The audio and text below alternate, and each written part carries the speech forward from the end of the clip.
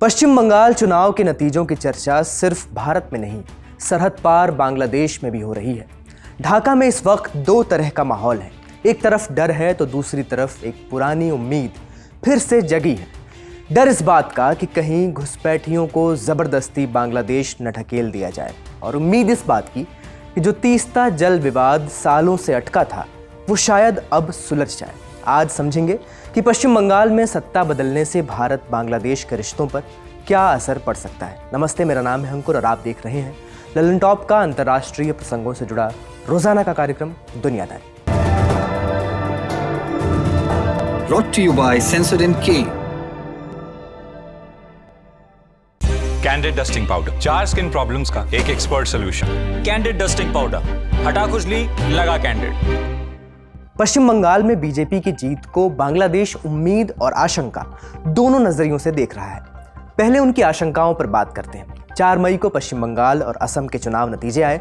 अगले ही दिन 5 मई को बांग्लादेश के विदेश मंत्री खलीलुर रहमान का एक बयान आया। उन्होंने पुश इन शब्द का इस्तेमाल किया।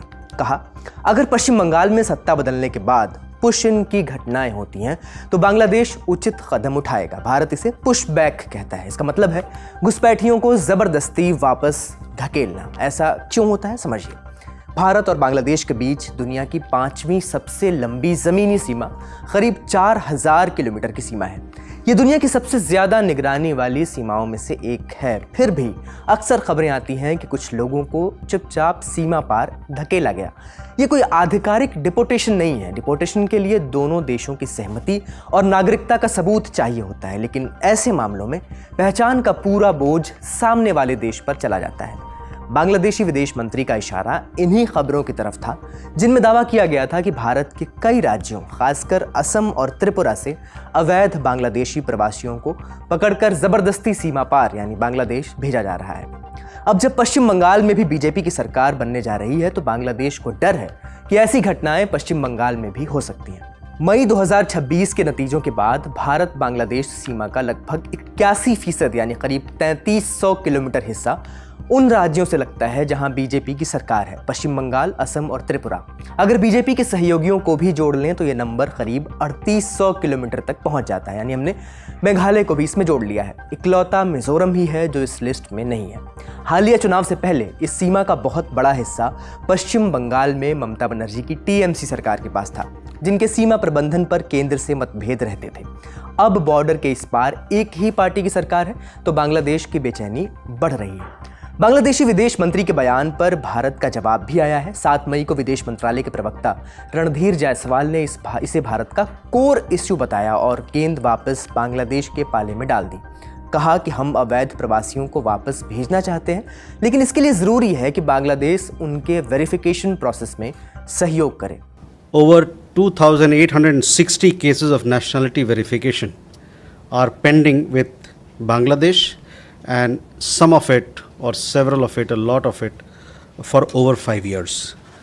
Our policy, as you very well understand, is that any foreign national who is illegal in the country, he or she must be repatriated as per laws, procedures and established bilateral mechanisms and arrangements.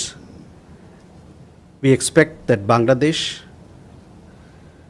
will expedite nationality verification so that repatriation of illegal immigrants can take place in a smooth manner.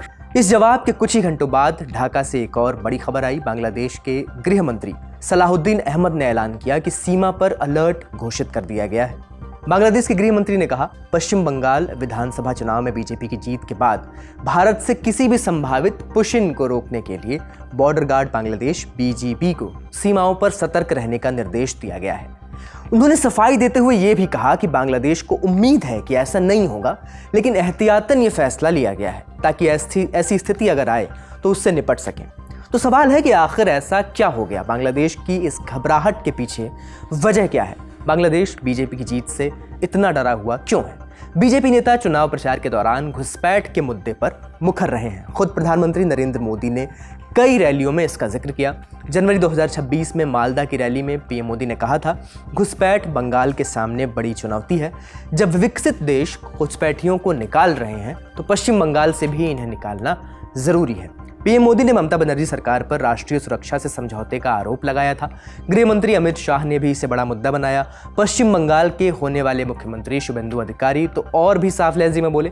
उन्होंने कहा कि Rohingya और अवैध बांग्लादेशी घुसपैठियों को voter list से हटाकर देश से बाहर भेजा जाना चाहिए।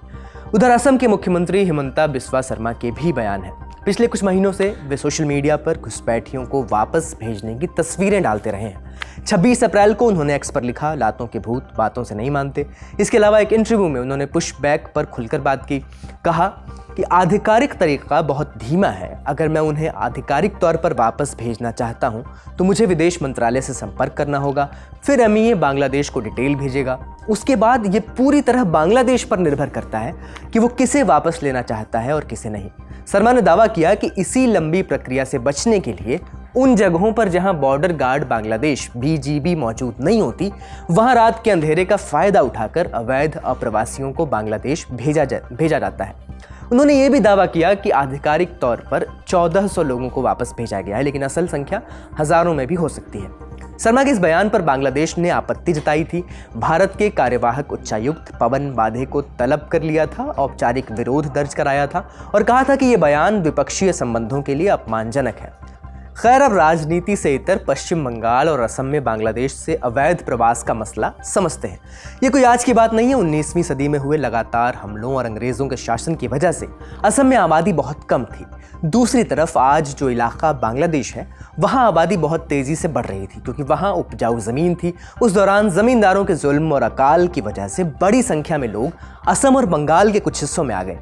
यहाँ खाली जमीन थी, खेतों के लिए मजदूरों की जरूरत थी, इसलिए यह प्रवास हुआ। फिर आया 1947 का बंटवारा। इसमें लाखों लोग इधर उधर हुए, हिंदू बंगाल आ गए और मुस्लिम पूर्वी पाकिस्तान चले गए। लेकिन अलग देश बनने के बाद भी बॉर्डर पर कोई पक्की बाड़ नहीं लगी थी, लिहाजा लोगों का आना जाना लगातार बना रहा। फिर पूर्वी पाकिस्तान में 1971 का मुक्ति संग्राम आया। करोड़ों लोगों ने जान बचाने के लिए भारत में शरण ली। उस वक्त अनुमान है कि करीब 1 करोड़ लोग भारत आए थे। युद्ध खत्म होने के बाद भी इनमें से एक बड़ी तादाद वापस नहीं लौटी। क्यों? क्योंकि नवजात बांग्लादेश में न तो रोजगार था, न राजनीतिक स्थिरता और न ही स्कूल, कॉलेज और अस्पताल जैसी बुनियादी ज़रूरतों का कोई हिसाब। इस वजह से बड़ी संख्या में लोग बिना किसी कानूनी दस्तावेज के भारत आए और यहीं बस गए। भारत सरकार ने 2007 में एक अनुमान दिया था कि देश में लगभग 1 करोड़ 20 लाख बांग्लादेशी नागरिक हो सकते हैं, लेकिन भाषा, पहनावे और संस्कृति इतनी मिलती है कि न तो इस आंकड़े की पुष्टि हो सकती है और न ही अवैध प्रवासियों की पहचान।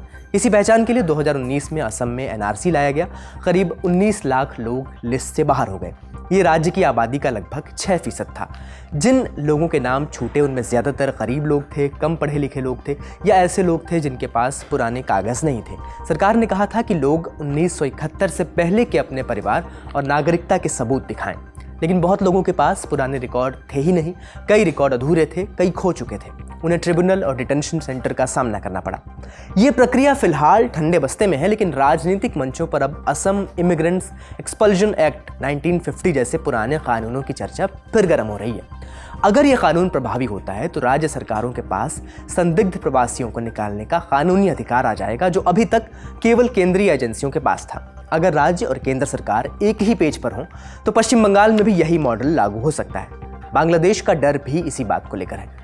अब उम्मीदों की बात करते हैं। एक मुद्दा ऐसा भी है जहां पश्चिम बंगाल में बीजेपी की जीत को बांग्लादेश उम्मीद की नज़र से देख रहा है, और वो मुद्दा है तीस्ता नदी का पानी। बांग्लादेश की सत्ताधारी party Bangladesh nationalist party BNP के इंफॉर्मेशन सेक्रेटरी अजीजुल बारी हिलाल ने ममता बनर्जी पर तीस्ता जल बंटवारे को अटकाने का आरोप लगाया है और कहा है, मुझे लगता है अब जबकि TMC की जगह बीजेपी ने सत्ता हासिल कर ली है तो बीजेपी सरकार के तहत तीस्ता बैराज प्रोजेक्ट आखिरकार लागू हो जाएगा। तो आखिर ये तीस्ता विवाद है क्या, समझते हैं। भारत और बांग्लादेश के बीच 54 नदियां साझा होती हैं। इनमें तीस्ता चौथी सबसे बड़ी नदी है। ये सिक्किम के ग्लेशियर से निकलकर पश्चिम बंगाल के उत्तरी जिलों से होते हुए बांग्लादेश जाती है। ऊपरी हिस्सा भारत में होने से पानी के बहाव पर हमारा कंट्रोल है। पानी की हिस्सेदारी को लेकर यह विवाद 1971 में बांग्लादेश के आज़ाद होने के बाद शुरू हुआ था। 2011 में तत्कालीन PM मनमोहन सिंह के ढाका दौरे पर एक समझौते की रूपरेखा भी तैयार हुई थी। तय हुआ था कि बिना बारिश वाले मौसम में भारत को 42.5% और बांग्लादेश को 37.5% पानी मिलेगा। ये व्यवस्था 15 सालों के लिए थी, लेकिन ऐन वक्त पर ममता बनर्जी पीछे हट गई। उन्होंने मनमोहन सिंह के साथ अपना ढाका दौरा भी कैंसिल कर दिया। संविधान के आर्टिकल 253 के मुताबिक जल समझौते के लिए संबंधित राज्य की मंजूरी जरूरी है। ममता बनर्जी का तर्क था कि बंगाल के पास ही पर्याप्त पानी नहीं है। अगर बांग्लादेश को पानी दिया गया तो उत्तर बंगाल के जिलों में पानी की भयंकर कमी हो जाएगी। तब से ये डील अटकी हुई है। इस पानी में अब चीन भी अपनी नाव उतारना चाहता है। 7 मई को बांग्लादेश के विदेश मंत्री खलील उल रहमान ने बीजिंग में चीनी विदेश मंत्री वांग यी से मुलाकात की। इस दौरान Teesta river comprehensive management project पर चर्चा हुई। बांग्लादेश की सरकार ने तीस्ता नदी के विकास के लिए आधिकारिक तौर पर चीन से मदद और निवेश मांगी है। भारत के लिए यह परेशानी का सबब है। तीस्ता नदी भारत के बेहद संवेदनशील सिलीगुड़ी कॉरिडोर चिकन नेक के बहुत करीब है। यह पतला सा रास्ता पूर्वोत्तर भारत को देश के बाकी हिस्से से जोड़ता है। भारत ने इसी खतरे को भांपते हुए 2024 में खुद बांग्लादेश को तकनीकी मदद का ऑफर दिया था, लेकिन अब चीन का दखल भारत बांग्लादेश के रिश्तों में खटास पैदा कर सकता है। चीन ने भी मौके का पूरा फायदा उठाया है। चीन के विदेश मंत्री वांग यी ने कहा है कि चीन बांग्लादेश की संप्रभुता का सम्मान करता है। उन्होंने ये भी कहा कि चीन और बांग्लादेश के रिश्ते किसी तीसरे पक्ष के खिलाफ नहीं है और न ही किसी तीसरे पक्ष से प्रभावित होने चाहिए। चीन पहले से ही बांग्लादेश को कर्ज देने वाला चौथा सबसे बड़ा देश है। 1975 से लेकर अब तक वो 7.5 अरब डॉलर का लोन दे चुका है और अब वो तीस्ता के जरिए भारत की सीमा के और करीब आना चाहता है। बीएनपी की खुशी और उम्मीदें अपनी जगह हैं। बीएनपी भले ही खुश हो, लेकिन बांग्लादेश का मीडिया और वहाँ के राजनीतिक विश्लेषक चुनाव के नतीजों को लेकर चिंतित हैं। बांग्लादेश के अंग्रेजी अखबार डेली स्टार ने लिखा है, सालों तक पश्चिम बंगाल ने भारत के संघीय ढांचे में एक संतुलन का काम किया। उसने एंटी बांग्लादेश नैरेटिव को कंट्रोल किया। अब वो संतुलन वाली परत खत्म हो रही है। इसी तरह बांग्लादेश के सबसे बड़े बांग्ला अखबार प्रथम आलू के विश्लेषक अल्ताफ परवेज ने लिखा है कि तीस्ता समझौता रद्द होने के बावजूद बांग्लादेश में ममता के प्रति सहानुभूति थी, क्योंकि वो सांप्रदायिक राजनीति का विरोध करती थी। वो आगे सवाल उठाते हैं कि अगर बंगाल के राजनीतिक दल लोगों पर बांग्लादेशी का ठप्पा लगाकर सीमा पार ढकेलते हैं तो बांग्लादेश क्या रुख अपनाएगा। तो अब आगे क्या होगा। ये पूरा विवाद ऐसे वक्त में हो रहा है जब दोनों देशों के संबंध हाल ही में बेहतर होने शुरू हुए हैं। इसी बरस फरवरी में बांग्लादेश का मिजाज बदला था। पूर्व प्रधानमंत्री शेख हसीना के जाने के बाद रिश्तों में जो खटास आई थी वो सुधरनी शुरू हुई थी कुछ हद तक। पिछली अंतरिम सरकार के मुखिया मोहम्मद यूनुस का दौर खत्म हुआ था। तारिक रहमान के नेतृत्व में बीएनपी की सरकार ने भारत से रिश्ते सुधारने की पहल की। अप्रैल महीने में उनके विदेश मंत्री खलील उर रहमान ने भारत के विदेश मंत्री एस जयशंकर और एनएसए अजीत डोभाल से मुलाकात की थी। इसके अलावा ईरान जंग के बीच भारत बांग्लादेश को लगातार ईंधन, खासकर डीजल की सप्लाई भी कर रहा है, यानी जख्म पर मरहम लगाए जा रहे थे। क्या पश्चिम बंगाल में बीजेपी की जीत इन रिश्तों पर वाकई कोई असर डालेगी? हमने जानकारों से बात की। एक तो हसीना का मुद्दा सबसे बड़ा है और मैं समझता हूं कि धीरे धीरे बीएनपी इस बात की कोशिश करेगी कि हसीना को जो पहले का रिजीम जिस ढंग से देखता था उससे देखने में थोड़ी नरमी लाए। लेकिन जो पॉपुलर फीलिंग है बांग्लादेश में वो अभी भी चाहती है कि हसीना को लाकर उसकी सजा देनी चाहिए। तो भारत की नई सरकार हसीना के साथ क्या करती है ये सबसे बड़ा फैक्टर है। दूसरा फैक्टर तीस्ता का है और तीस्ता में जो ममता का इलेक्शन प्लान था वो ये था कि जो कॉन्स्टिट्यूएंसीज बॉर्डरलैंड की है और तीस्ता के बेसिन में है उसकी वजह से जो अगर हम तीस्ता पे कॉम्प्रोमाइज करेंगे तो ये वोट हमारे चले जाएंगे, ये कॉन्स्टिट्यूएंसी हमारी चली जाएगी। और इसलिए उसने उसको एक बंगाल का national issue semi national issue बना रखा था। अब मोदी जी अगर तीस्ता पे कॉम्प्रोमाइज करेंगे तो जो बंगाल का सेमी नेशनल इश्यू बना हुआ था उसका उल्टा असर बीजेपी की सरकार पे पड़ेगा। और इसीलिए अगर तीस्ता का एग्रीमेंट होगा भी तो उसमें जो ड्राफ्ट है हमारे सामने अभी उस ड्राफ्ट में चेंज होगा, तब कुछ न कुछ मोदी जी कह पाएंगे कि देखिए ये मैंने बंगाल के लिए फायदा किया हुआ है। उसके बिना वो एग्रीमेंट नहीं होगा। उसके अलावा दो एक मुद्दे और हैं। एक तो एक घुसपैठिए का सवाल है। अब वो उन्होंने सारा इलेक्शन जीता है घुसपैठिया का नाम लेकर, कितने बंगाल से लोगों को वापस बांग्लादेश भेजा जाता है ये देखना है। और अगर वो नहीं होगा तो जो उस मुद्दे की क्रेडिबिलिटी है वो बंगाल में खत्म हो जाएगी।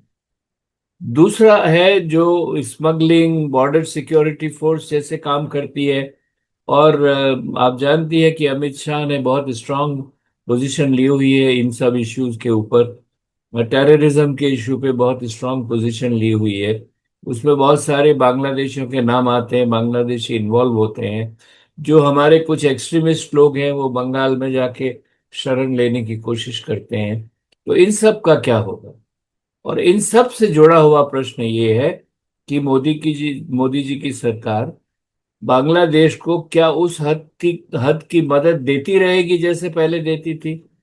इसमें आप याद कीजिए कि बांग्लादेश ने अडानी का प्रश्न भी उठाया था। तो मोदी जी की सरकार अडानी के प्रश्न पे क्या करेगी?